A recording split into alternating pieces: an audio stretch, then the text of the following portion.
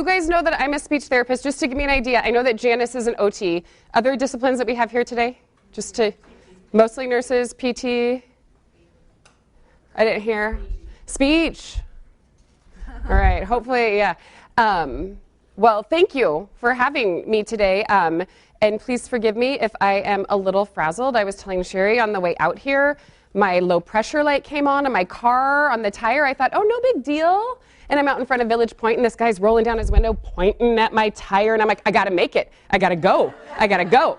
So that car limped its way into the parking lot, and the tire is going shh as we speak. I know, but my husband's on his way, so fingers crossed. By this afternoon, it'll all be fixed. But that's a little bit of a hectic way to start. So I'm here, and I'm glad to have made it. So I'm going to talk with you all a little bit today about speech and language outcomes for our NICU graduates, and about speech and language development milestones for kids so that we kind of know what to be on the lookout for. I know as OTs, PTs, speech therapists, and nurses, a lot of times we have the opportunity to see kids on a regular basis as part of an early intervention team, especially as a NICU graduate. And if we have good knowledge of things that kids should be doing, obviously that helps us identify kids at a younger age and get them the services they need who are at risk for potentially a speech and language delay or disorder.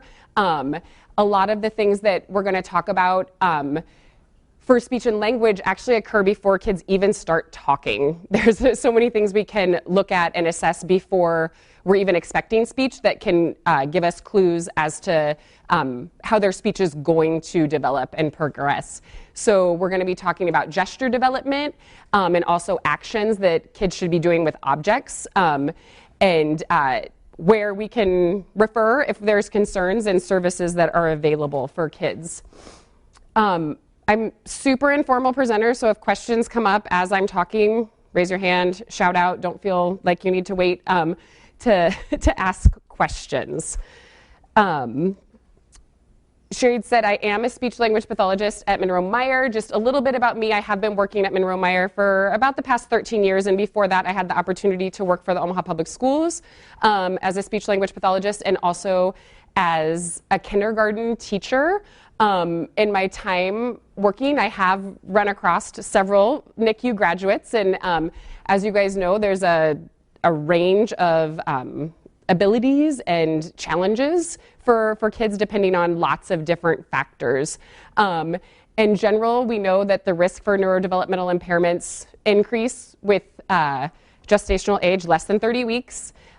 Risks also increase with decreasing gestational age. I'm always amazed at the kids that I see that were born at 22 weeks and are doing the things that they're doing, and thanks to the good work that all the NICU nurses and the doctors are doing, we're able to see kids that are born younger and younger.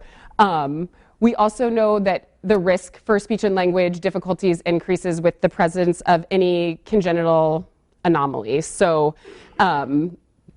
risk also can increase with any perinatal complications if there's respiratory failure, requiring intubation, ventilation, intracranial hemorrhages, those things.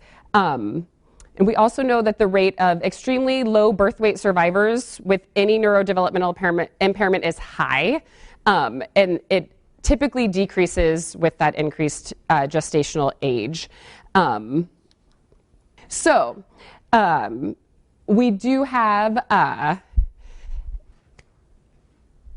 lots of research out there. One of the studies that I pulled was a French study actually that they'd redone from 1997 and redid it in 2011.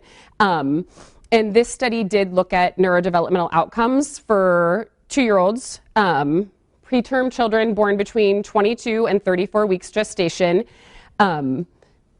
Between the first study and the second study, they did find overall that rates of survival, am I okay?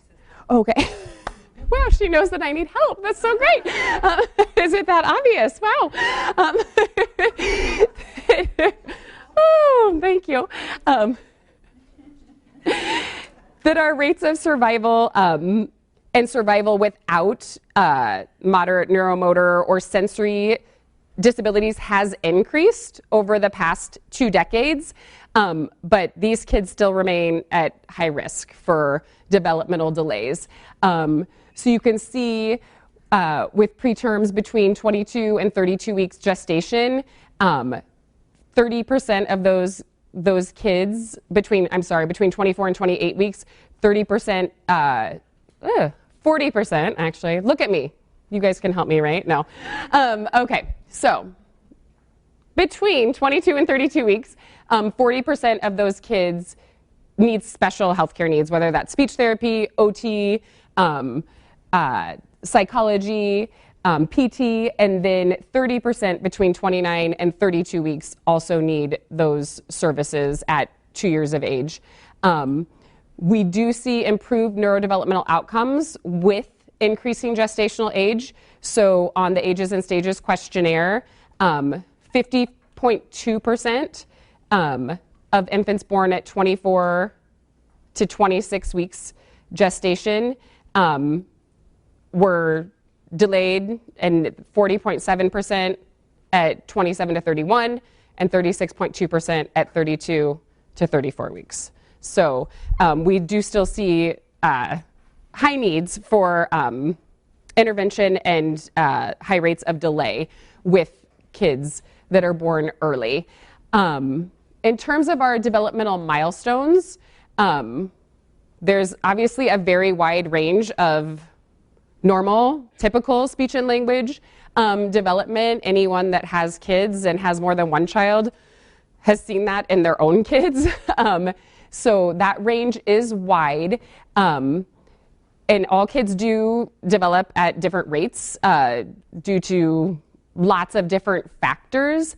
But it's important to know that most kids will follow the same pattern, whether they're on time, whether they're early, or whether they're delayed. So the milestones that we're going to talk about today, kids should progress through them in the same order in general, regardless of their time frame.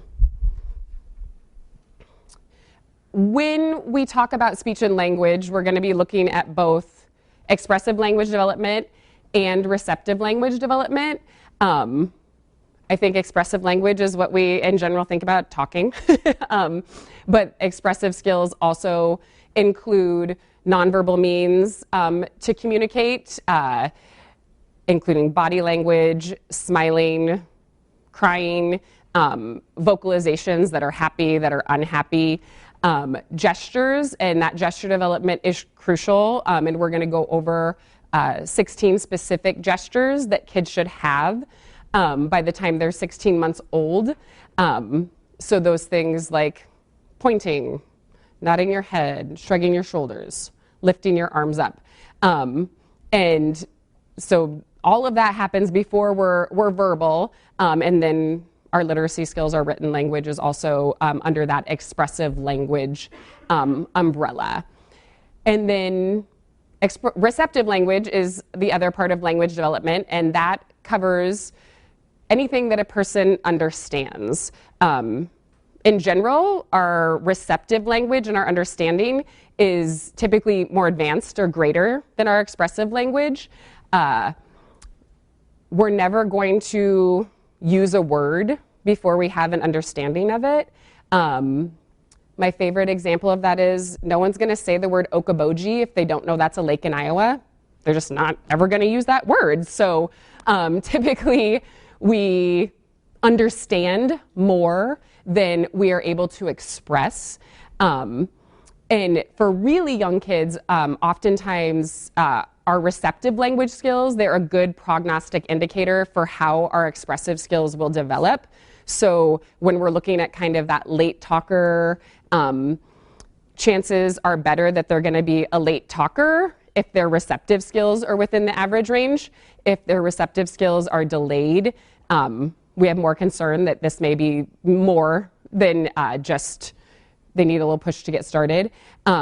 We do find consistently with kids with ASD that their expressive skills are higher than their receptive skills.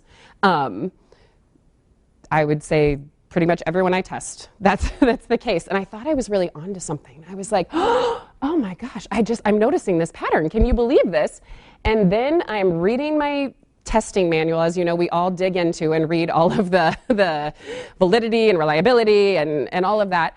And sure enough, there it is, right there in the PLS, that this happens. So when we're looking at kind of ruling in or ruling out an autism spectrum disorder, that's one of the things that is a red flag to me. If a child's expressive language skills are higher than their receptive language skills. And it seems kind of surprising because obviously one of the hallmarks of ASD is difficulties with communication, and oftentimes their expressive skills are very limited as well. But like I said, 9 times out of 10, they're greater than their receptive language skills. So that piece is really important to look at. So in general, if we have receptive skills 85 to 115, I'm thinking, oh, speech is going to come. You know, we're kind of delayed, late talker. But if our receptive skills are below average, then we're looking more at a disorder and potentially an autism spectrum disorder based on other factors that are going on as well. When we look at speech and language development for very young kids, it's amazing to think about all the things that infants are learning and skills that they're using. Like I said before, they're even talking. And if we know what to look for, we can start to see things earlier and earlier. And when I work with families who have kids with delays, and especially with autism, after they have the diagnosis, with that hindsight in 2020, they can often look back at these developmental milestones and think, oh, yeah, that was delayed, or oh, my child didn't return a smile. At their first birthday, they were in their bedroom. They didn't want anything to do with the cakes or the presents or anything like that. So you can start to kind of see these things in retrospect. And my hope is that if, like I said, we know what to look for, we can even identify difficulties earlier. So at 0 to 3 months for social and emotional skills, infants are already returning smiles, and we know that they already prefer their mother's voice to the voice of a stranger. Their speech and language development, they're making cooing noises, lots of vowel-like sounds, already watching that caregiver and making noises in response to the caregiver at a very young age. And they're also using different cries to communicate their needs. So moms, dads, primary caregivers, they often know without even being in the same room if their child's crying from the crib. Oh, they need their diaper changed. Oh, they're hungry. Oh, they want to be picked up. So they're already differentiating those things very early on. At 3 to 6 months old, for social emotional, kids already, they enjoy being held and want to be close to other people. They smile frequently and they recognize familiar faces. So you'll kind of see them smile and light up when mom or dad comes home or comes to pick them up from daycare. For speech and language, on the receptive side, the understanding, kids are starting to search for sounds and turn their head to look for things. They're making those cooing sounds, they're giggling, babbling. They are able to understand their parents' kind of emotional state based on their facial expression and their tone. And so you'll see if, you know, you're nursing and your child bites you and you say, no, you know, they're, oh gosh, she's serious. Like this is, you know, and sometimes they start to cry because they're a little bit scared that you did that, but they're already picking up on those nuances with our tone and the way we're communicating with them. At 3 to 6 months old, kids are already making eye contact with their caregivers. And Obviously, with eye contact, that's something that we hear a lot, especially with kids with autism. They have a hard time making eye contact. So that's something that, again, can be a red flag or just something to monitor, kind of put us on alert that this is something that we need to be thinking about and kind of watching for. Have a cute video here. I'm hoping it's going to work. All my videos are really short, so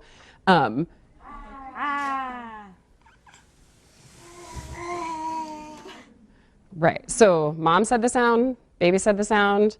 Baby was able to even kind of match the tone and the intonation of the sound at 6 months old. So that back and forth vocal play, we call it, where the caregiver makes a sound and the child imitates that sound, comes in very early. And looking at a child's ability to imitate is also very important because if that's hard, that can be a sign of a delay or potentially an autism spectrum disorder as well.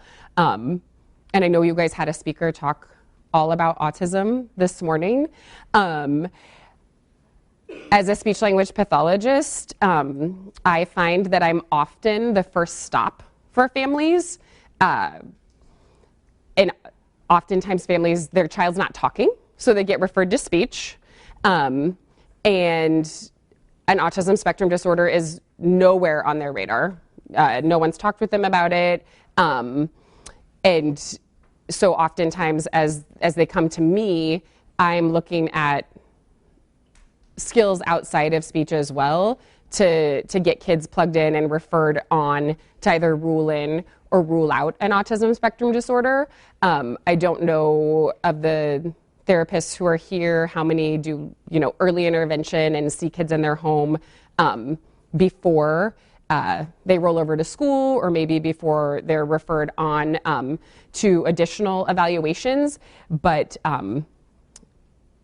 because of that, a lot of these things that as I go through the developmental milestones, I'm like, oh yeah, that's important. We need to look at that. And I think that they're easy to miss if you don't know what to look for.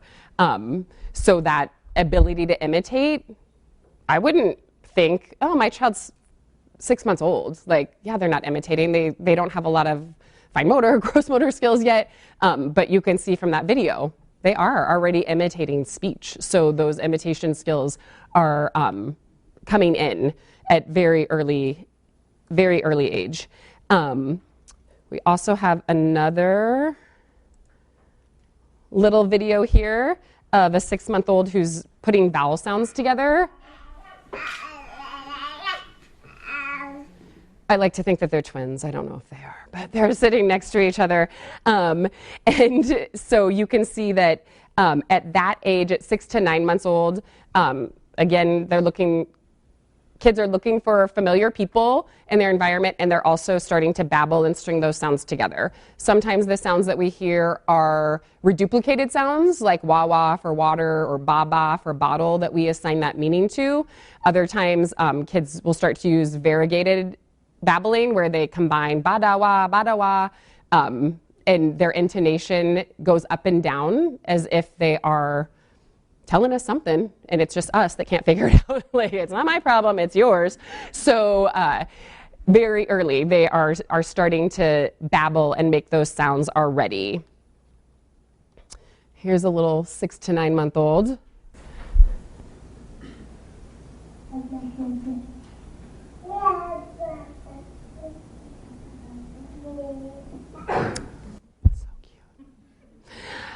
My youngest is 6, so I see these babies and I'm like, oh, so cute. I forget the cute sounds that they make. I heard 2 or 3 different vowel sounds in just that short clip.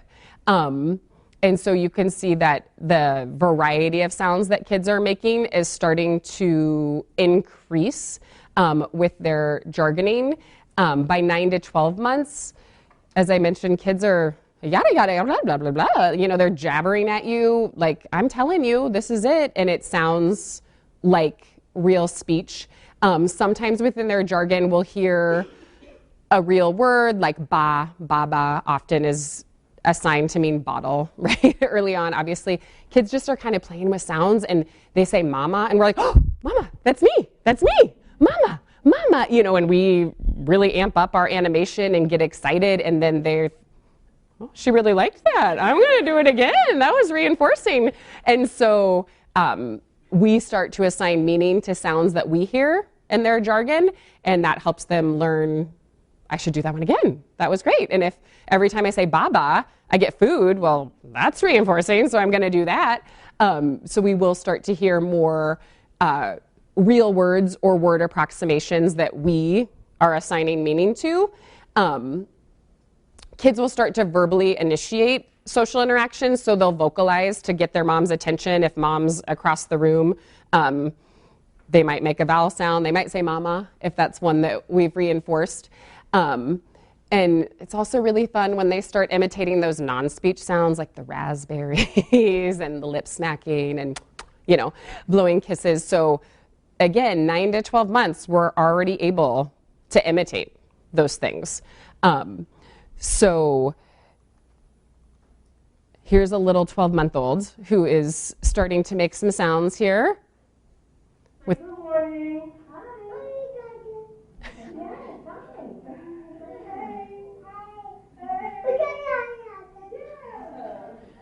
He's telling her, it's right there. That's what it sounds like. Oh, good, that's right over there. Say good morning. So he was prompted to do something, and he attempted to imitate it. Did it sound exactly like what she said? No, but he already knew that kind of underlying rule of conversation. I take a turn, you take a turn, I take a turn, you take a turn, at 12 months.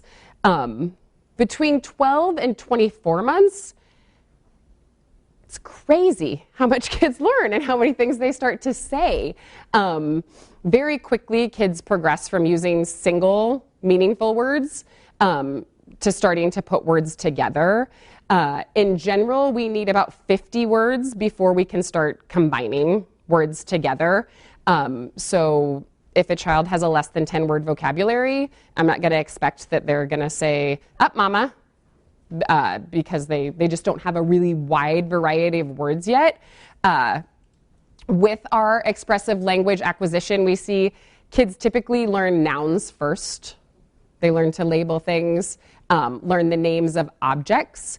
And so oftentimes when I'm working with parents, one of my first recommendations is to model verbs and encourage their child to imitate the use of verbs, because we can't start putting words together until we have more than just nouns. We don't say coffee, water, door, table. That doesn't, that's not how we put words together to talk. So before they can do that, they need to know attributes, they need to hear pronouns, and they need to know verbs. So modeling a lot of different types of words is very important.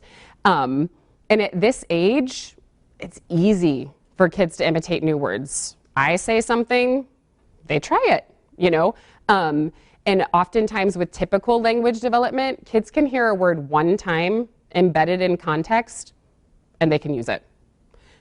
With our kids that are at risk for delays and other disorders, we often have to really explicitly teach a word before they start to use it. Cup. This is the cup. Cup. Say cup. Even after lots and lots of trials, they might not be using that word, but with typical language development, like I said, you can say it once and they've got it, and they know how to use that. Even with my kids being older, it amazes me words that my 6-year-old will use that I occasionally, and uses it correctly, and so just one time, and they've got it. They also can imitate actions really easily. So if you clap their hands, you clap your hands, they clap your hands. Oh, touch your head, and then they touch their head. In terms of speech intelligibility at this age, you should be able to understand about half of what the child says. So their speech isn't going to be perfectly clear. More familiar listeners, primary caretakers, understand more of of a child's speech production than less familiar listeners. During an eval, if mom's primary caretaker, oftentimes she'll say, I understand 90% of what Bobby says, but dad only understands 50%, or vice versa, if dad's the primary caretaker. Speech sounds that kids typically acquire early include like the buh, so that makes sense that we hear a lot of the buh for bottle and ball and baby, and bubbles. Oh, geez, those bubbles. Kids will do anything for bubbles. So buh and wah and huh. Those are early developing sounds. Duh. Some of the sounds that are later developing, like R and L and S, a lot of those sounds kids have until they're 7 or 8 years old to be saying those sounds correctly. So if a family comes in and they say, oh, my child can't say their S sound, and they're 3, I say, it's okay. It's okay. We'll give them some time. And we were just having a discussion at a journal club in my department the other day about when should we intervene, and is it better to do it early with speech sounds, or because the Iowa-Nebraska articulation norms, right now we qualify kids based on these developmental norms. So if you don't say your R correctly, you have until you're 8 to say that correctly before you can qualify for speech in the school for that sound specifically. And I definitely see the side of the argument that says, well, if we let them say it wrong till they're 8, we have a really well-established motor plan that's going to be super hard to change. But then 90% of kids have that sound by the time they're 8. So there's only this 10% that is going to need intervention. So should we intervene for everyone, or should we wait? And I always thought, well, that's crazy. Let's intervene. We got to fix this. I don't want that plan to be 90%. And I keep looking at speech over there, seeing if she's agreeing with me. But then my daughter, she's 6. She couldn't say her R sound. I thought, she is going to be in therapy. I've already talked to the school about it. I'm like, sign her up. She fixed her R. It remediated. And I'm like, I cannot believe this. This is crazy. And of course, everyone in my department's like, you're telling me you never gave her any intervention, you never probed for this. I'm like, I did a little, but not, she won't do speech therapy with me. So that just gives you an idea, got off on a tangent, but about the order that sounds should come in. So also with intelligibility, we don't need to be super concerned if the child isn't 100% intelligible. They shouldn't be, as their language system is developing. And I do have a chart that kind of gives us an outline of how much a child speech should be intelligible at each age. But right now we're going to watch a little video of a 2-year-old who's putting 2 to 4 words together. 2-year-olds should be putting 2 to 4 words together, and they should be doing it closer to 2. I think we've been underestimating. When you go to the pediatrician for your well checks, and at 2 they say, does your child have about 50 words? If my child only had 50 words, I'd be concerned. Like, that's not very many words. That's like the tail end of the average range. So that would be like the bare minimum. A lot of kids have many, many more words. So we're going to hear this little boy string some words together for us. You got it in the hoop? I got it in the hoop? What? Using the word the, making all that happen at 24 months. With speech intelligibility, this is Carolyn Bowen's work, and on your reference page, her information is in there. You can see 19 to 24 months, we should understand 25 to 50% of speech. Between 2 and 3 years old, we should move up to about 50 to 75%. 4 and 5-year-olds, 75 to 90%. 5-year-olds, we should understand pretty much everything that they say. And if they do have sound errors, they're typically those ones that we think of with W for R and or TH for S. So those common sounds. At 2 years old, for receptive language, kids understand questions and they're able to answer them. If you say, what's your name? You can say their name. How old are you? They can say their name. So, like, what are you doing? threw it in the hoop. They can answer those questions and understand that back and forth of conversation. Oftentimes our kids that are delayed, they are far from being able to do that at that age, but that's what kids can typically do.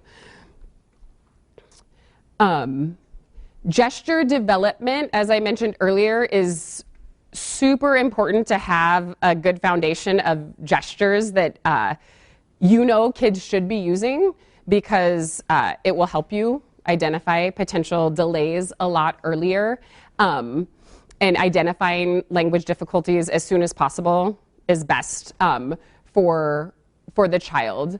A lot of times kids that have delayed gesture development, that can also lead to potential problems with behavior, which I know Holly just talked with you about before, and also with their learning and with their social interactions.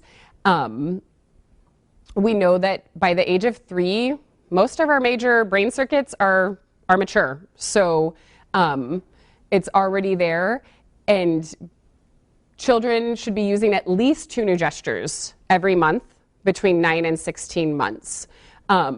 Kids do this so effortlessly that it's hard for me to think back with my kids. I didn't attend to their gesture development as much as I should have. I wish that I would have.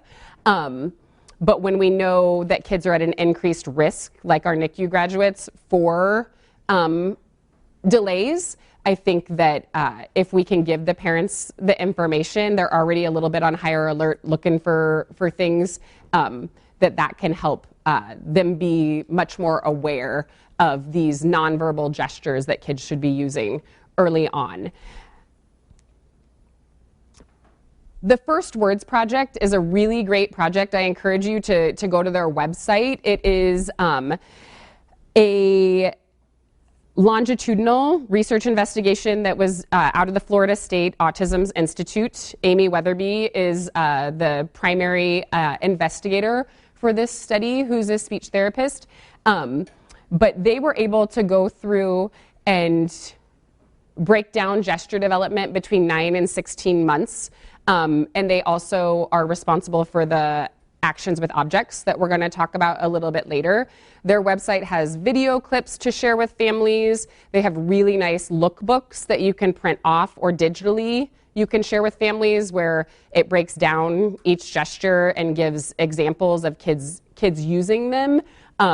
So I really like their materials and that reference for families, because it's a really interactive and engaging website too. So it's much more fun for families to learn from than just go read this chart and look at it. So social communication milestones between 9 and 16 months.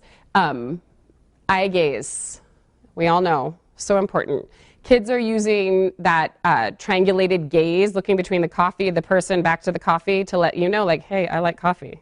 I want some coffee, Or if the kid wants the bubbles, they look from the bubbles to the mom, back to the bubbles. Very early, kids are using eye gaze to let you know that they like something or that they're interested in something.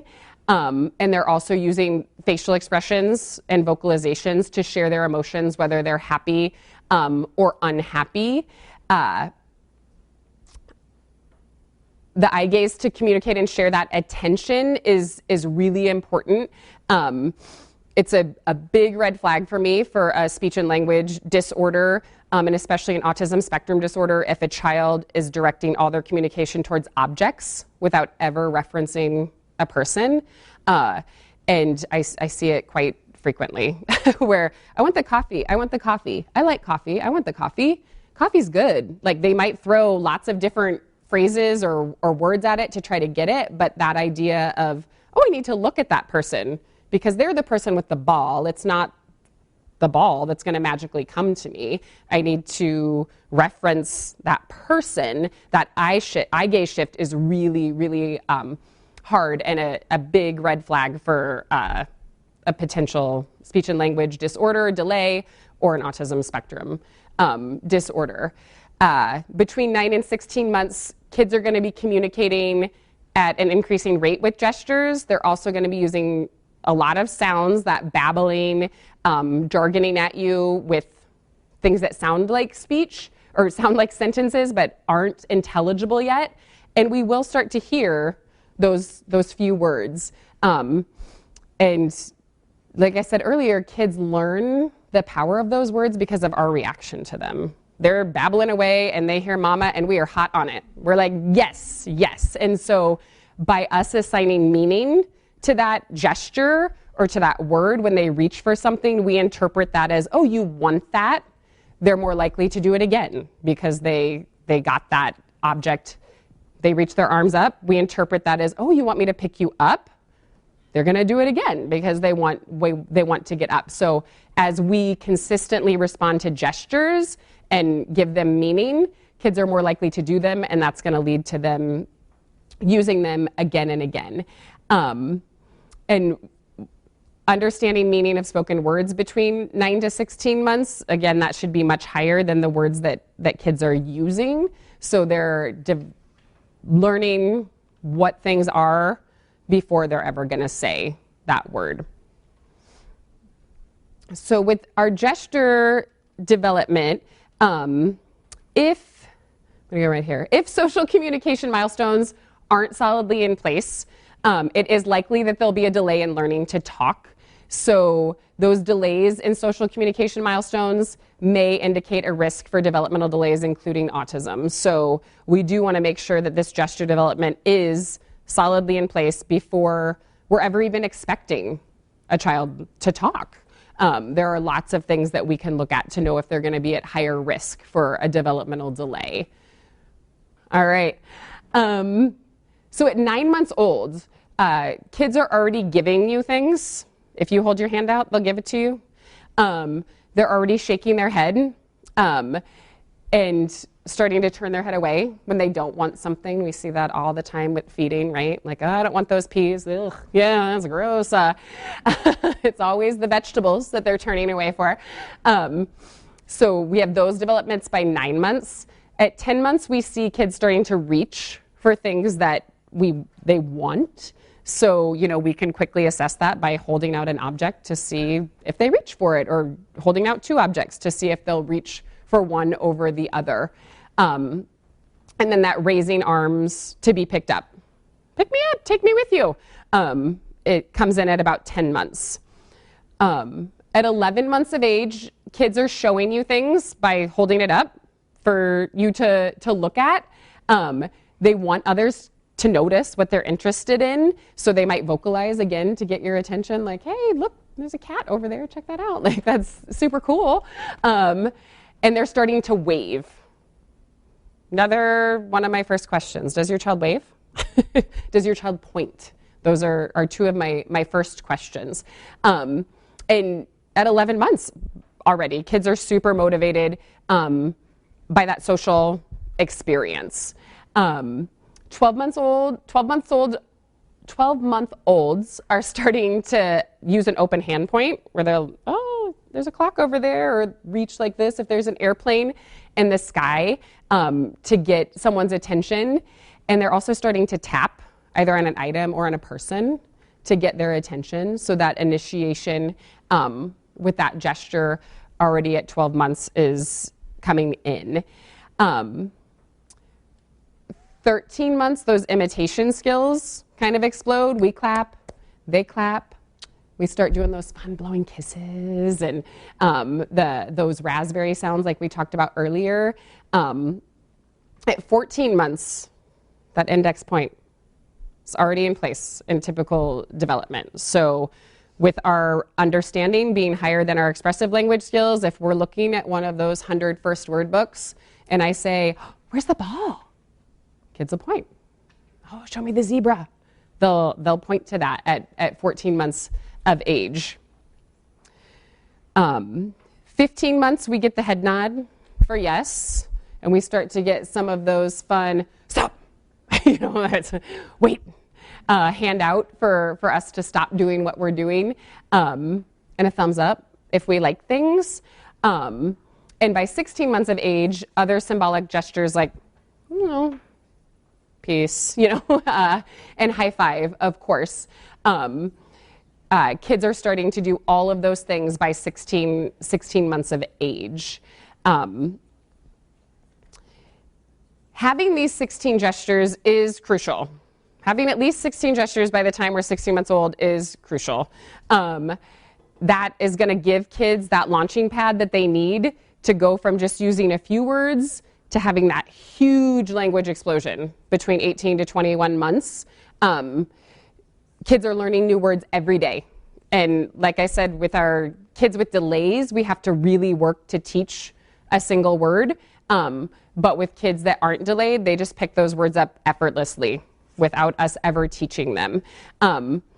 If we're able to see these small gaps, these things that seem little in early social communication, we can get support and before significant delays are in place or even evident, and then it's less likely that I'm going to have a 3-year-old coming to see me for an initial evaluation and I'm the first one having the conversation that, yep, we have delays and you're very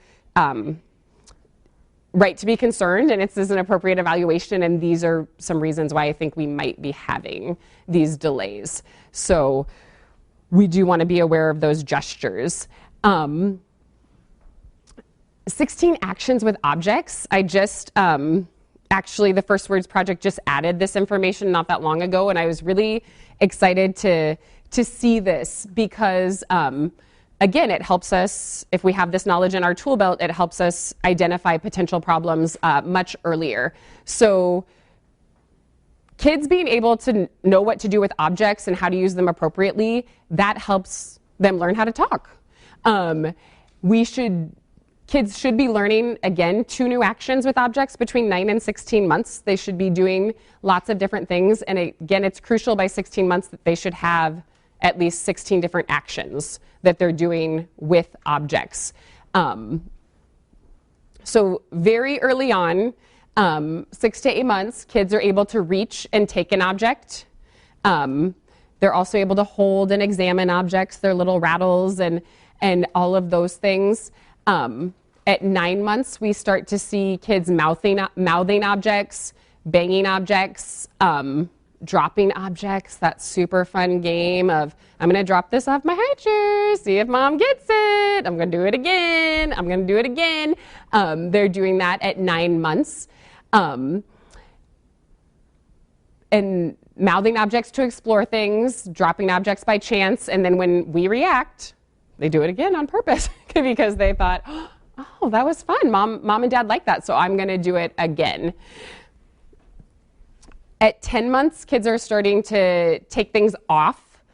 So if you hide the ball under the blanket, they'll take the blanket off the ball. They're also taking things out, like taking the shapes out of the shape sorter. Those social games, peekaboo, start to come in at that point. So, you know, they might bury their head on the floor. The cutest video of one of my kids just initiating that, burying their head, and we'd say, oh, where's Levi? And he'd look, and then he'd do it again. So they initiate those games. At 11 months old, kids are starting to push toys and turn. I think of those great pop-up toys that we have where you turn and here comes Elmo, and you push and out comes Cookie Monster.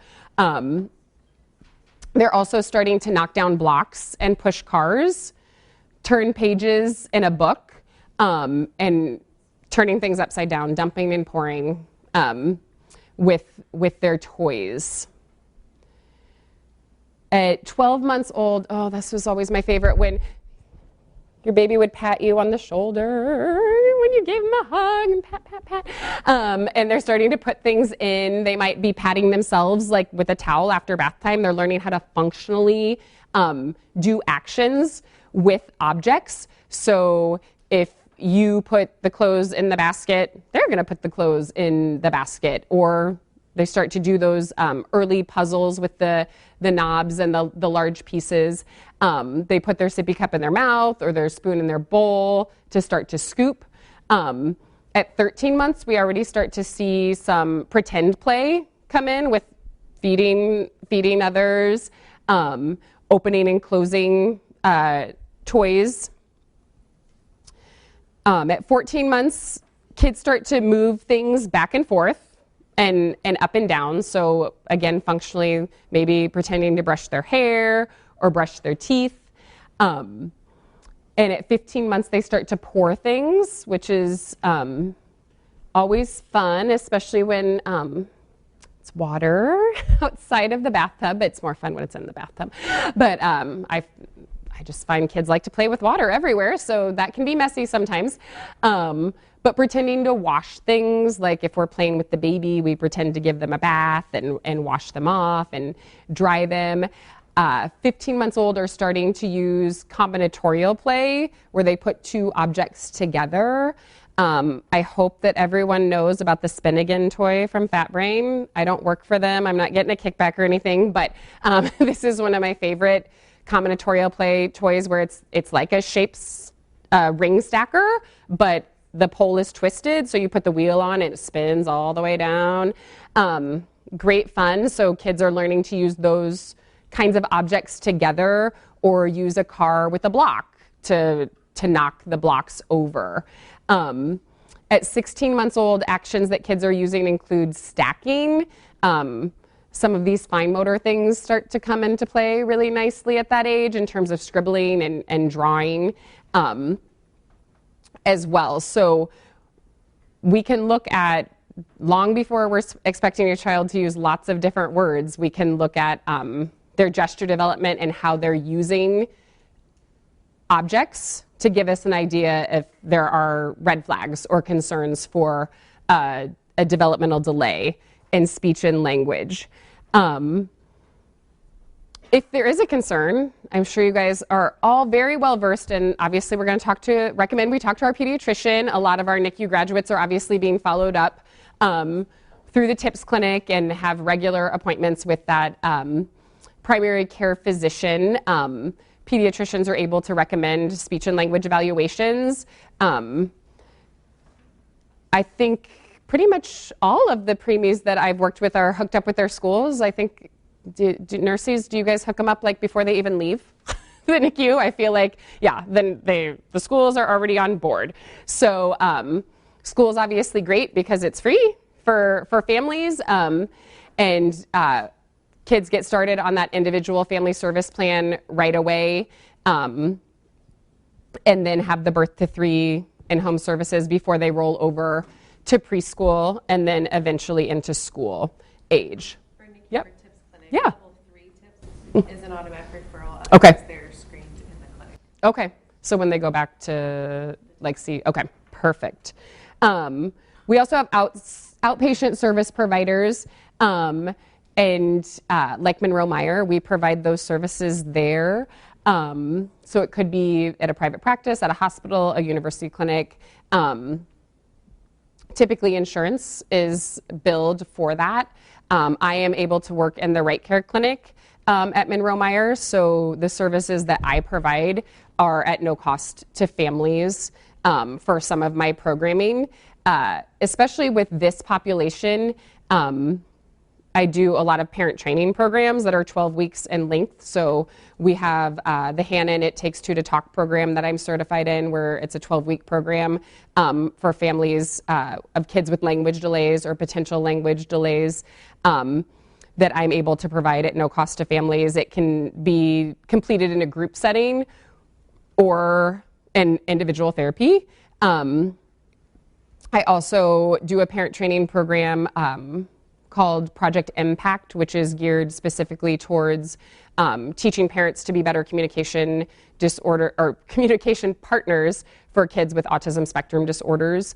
And we spend a lot of time working on social engagement and kind of building the foundation of just interaction and shared enjoyment around an activity, which is often lacking before we can start to teach anything or target any communication goals. We have to have that shared enjoyment around an activity, and it's really hard for families to know what to do because, first of all, as adults, we don't ever play. That's not something that we do unless you're a therapist like us, that we're used to it. But if I wasn't a speech therapist, I wouldn't know how to play with toys with my child or how to encourage interaction and just little behavior modifications that we can make in terms of initially pairing ourselves with really fun things, so that you come over by me, you get to blow bubbles all you want. You walk away from me, the bubbles go away.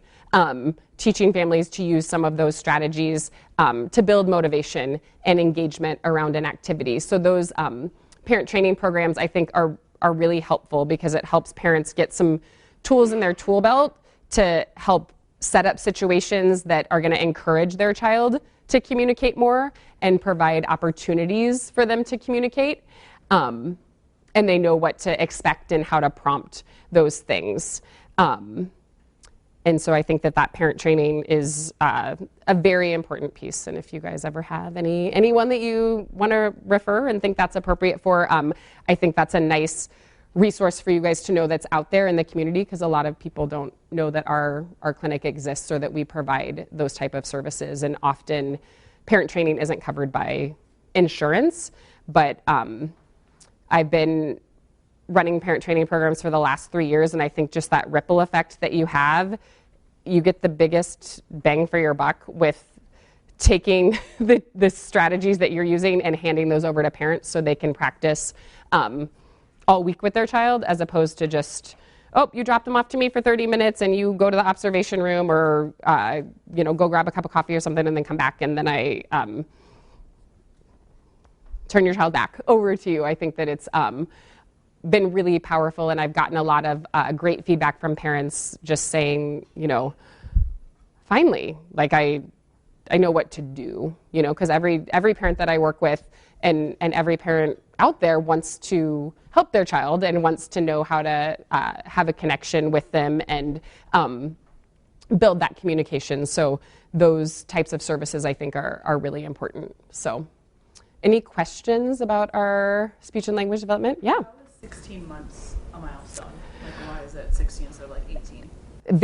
I think, and I will look on the website because I'm not 100% sure, but I don't know why they stopped at 16 months. I don't know if it was just to say, like, oh, wow, by this 16, it's catchy too, 16 by 16. 16 by 18 isn't as catchy.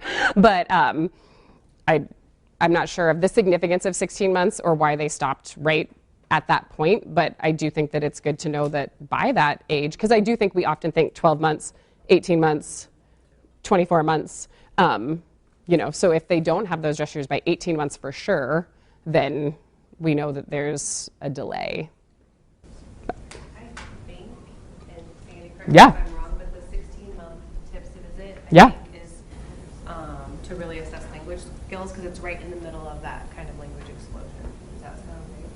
Between that 16 and 21 months, yeah. 16 to 18, Mm-hmm. That's when we do our MChat also. Yes, yep. How old are kids generally when they start That Takes Two to Talk? Or what age would they be? Yeah, I think there isn't, I'm trying to think, the youngest that I've done it with the family is usually 2, but there's nothing magical about 2. I think if you had a child at 18 months that you're thinking, oh, their gesture development is behind, I think it would be appropriate to refer them on. Mm-hmm. And I am excited because the Project Impact training that I do, there's a new manual coming out in June that is now going to have teaching social communication for kids with autism and other neurodevelopmental, it's going to broaden, the title will broaden, because I love their materials and love the manual and the strategies that they cover, and the strategies are appropriate for all children with a language delay or communication difficulties. And oftentimes, I actually went and got trained in Hannon because I found that for some families, giving them a manual that says for children with autism was just like a hard stop. Like, nope, not gonna do it. Whether their child had a diagnosis yet or not, and maybe I don't think that they have autism, but I think that they have a language delay and need to learn some strategies. There were some parents that just having that word in the title, they would not even consider the program. So I'm excited that the title is changing to broaden the scope of who would be open to that, and they're also making some updates in terms of they're going to have more information about behavior. I spend a lot of my time talking about behavior and behavior concerns, and we often see as we increase our communication expectations, there's a big increase in problem behavior because what I've always been doing isn't working anymore, and that's making me mad. So I'm excited that they're expanding to that as well. Yeah. For the NICU population, are there any interventions that you see beneficial to the baby in the hospital setting prior to even leaving that could facilitate? I mean, I think that encouraging just that interaction, always talking, hearing, like that kind of self-talk, like, Mom's here, we're going to read a book, I'm turning the lights on, I'm turning the lights off, just kind of talking about what you're doing as you're doing it, and then also that closeness and having kind of that back and forth turn taking as much as you can. I know in the NICU population that's often difficult, especially if you're still very small and not able to be out of your incubator. Chairs, I know we Yep. talk about that a lot too. Mhm. Like, good morning, Jack. Yes, How are you right. doing today? Yes. Change your diaper now. Right. Talking about what you're doing as you're doing it, doing that language modeling, which can feel kind of funny when you first start doing it, but then it's so important so that they can hear that language and start making those connections. These words have meaning, and when reading is always a great activity. I read a research article to a baby once. Right. Just to hear your voice, it doesn't matter. Yeah, it can be anything. That baby went right to sleep, didn't it?